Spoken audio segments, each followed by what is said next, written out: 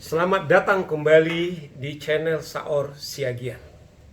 Channel mengasah pikiran, kemudian membangun cinta dan juga memperdayakan hukum.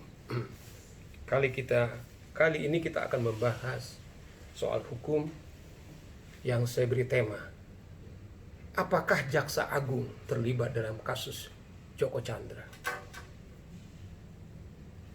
Sahabat Saur Siagian, Tempo merilis dalam beritanya, nama Jaksa Agung Sanitiar Burhanuddin terseret dalam polemik anak buahnya Jaksa Pinangki Sinar Malasari dengan Joko Chandra. Seperti dikutip dari majalah Tempo edisi 22 Agustus 2020. Ia diduga mengetahui kepergian Jaksa Pinangki ke Malaysia untuk bertemu Joko yang memiliki nama asli Joko Sugianto Chandra.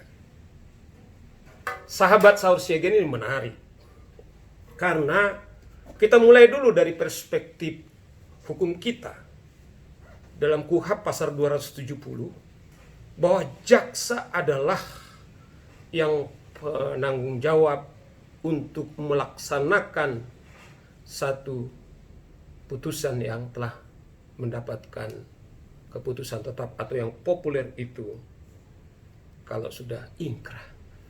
Artinya dalam kasus Joko Chandra sesungguhnya yang paling pertama bertanggung jawab adalah yaitu kejaksaan. Nah, ini menarik saudara-saudara, ketika kasus ini terungkap, polisi sudah pada awal telah menetapkan, sudah progresif menetapkan yaitu penyidik jenderal kepolisian, kemudian tidak berapa lama menetapkan yaitu advokat yang diduga terlibat. Tetapi kita melihat bahwa kejaksaan kemudian keteter atau kemudian sangat lamban mengungkap yaitu aparatnya yang diduga terlibat. Padahal terang benderang bahwa Jaksa Pinangki kemudian telah viral berfoto di Malaysia dengan saudara Joko Chandra. Saya kira publik paling tidak bisa dipahami kemudian terlibat bahwa kejaksaan atau dalam hal ini Jaksa Agung disebut di dalam berita tersebut, bahkan setelah saudara Pinangki ketemu dengan Joko Chandra kemudian melakukan telekonferensi dengan saudara Jaksa Agung. Tetapi sekalipun itu telah dibantah oleh saudara Jaksa Agung. Nah, saudara sahabat dari Saur Siagian, saya kira kecurigaan dari publik ini bisa dipahami setidaknya 3 hal. Pertama, ketika kasus ini kejaksaan kemudian lamban mengusut yaitu aparat kejaksaan yang terlibat, tiba-tiba ada 3 hal yang menurut kami publik bisa curiga. Sedikit alasan 3 hal. Yang pertama, Jaksa Agung tiba-tiba mengeluarkan surat petunjuk bahwa setiap jaksa yang akan diperiksa harus mendapat izin daripada Jaksa Agung. Yang kedua, Ikatan Jaksa Agung menawarkan atau akan melindungi Jaksa Pinangki yang telah ditetapkan tersangka oleh Kejaksaan Agung. Padahal kalau kita lihat di dalam anggaran dasar daripada Ikatan Jaksa Indonesia, bahwa sesungguhnya kalau jaksa atau ikatan jaksa memberikan yaitu perlindungan atau bantuan hukum, kalau jaksanya melakukan pekerjaannya tentu dengan ikatan baik. Nah, ini saya kira melanggar karena saudara Pinangki sendiri sesungguhnya menurut daripada Jaksa Agung dia berangkat oleh dirinya sendiri. Dan yang saya kira yang ketiga saudara-saudara juga bahwa sampai sekarang ini bahwa kejaksaan berusaha supaya ini tetap ditangani oleh kejaksaan.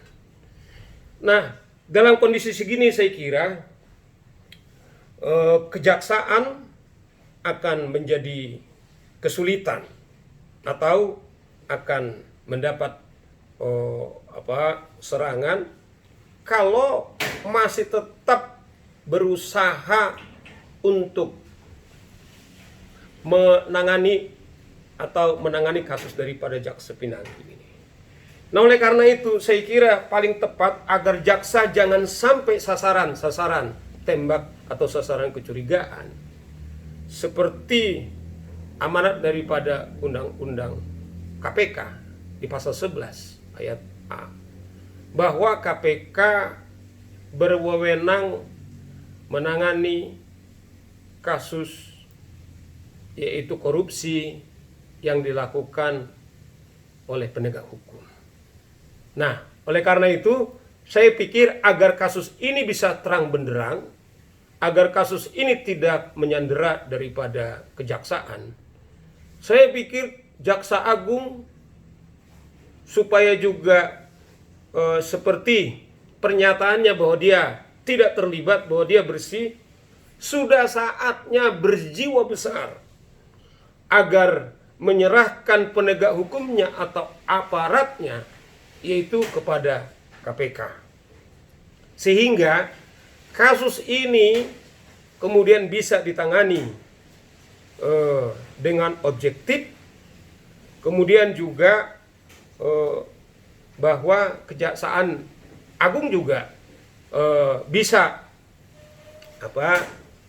bebas daripada tuduhan-tuduhan, apalagi seperti yang dikatakan oleh saudara Pinangki bahwa saudara Jaksa Agung juga mengetahui, bahkan dalam hal tersebut juga bahwa Jaksa Agung lah memberikan nomor HP-nya kepada Jam Intel itu saudara Jan Maringka. Nah, kasus ini bisa melebar, bahkan lebih dari itu bisa merusak moral daripada kejaksaan. Saya kira sudah saatnya KPK bukan saja mensupervisi, tetapi Jaksa Agung atau kejaksaan berjiwa besar menyerahkan kasus ini kepada KPK. Dengan demikian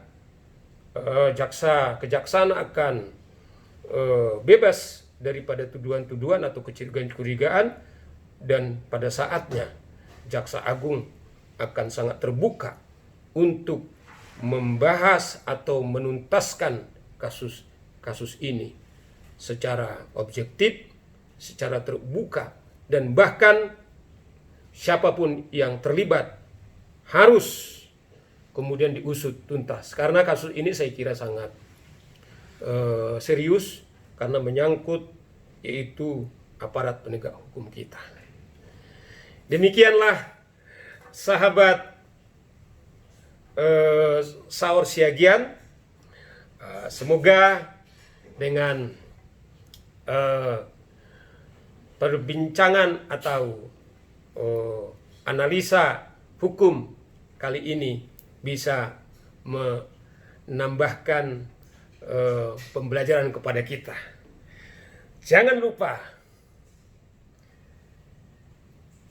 kasih komen, subscribe, and share. Terima kasih.